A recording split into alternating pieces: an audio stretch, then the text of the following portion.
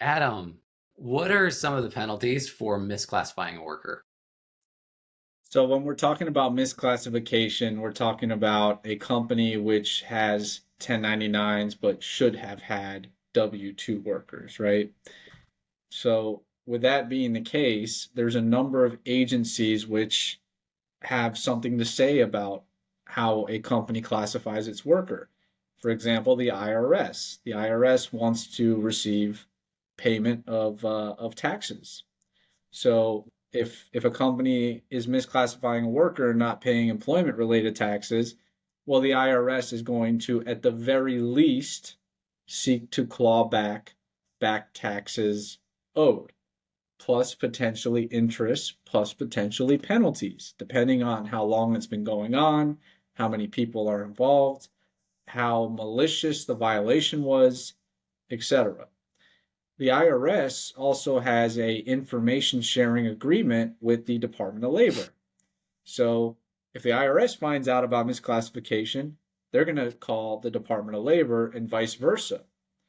And with the Department of Labor, what they're looking at is, did the company pay the employee at least minimum wage or at least overtime? And if not, then the company could be responsible for filling the gap between the minimum wage and what was actually paid or paying overtime.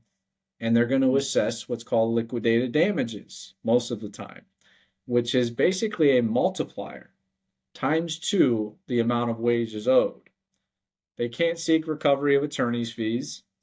No agency can, but they can seek liquidated damages, and they often do. Aside from that, you also have implications with workers' compensation.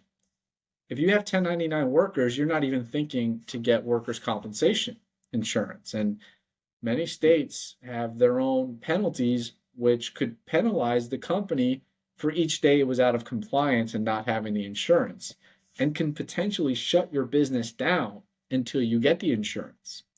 So that's just three situations, and that's not even taking into account the potential lawsuit that can be brought by an ex-worker.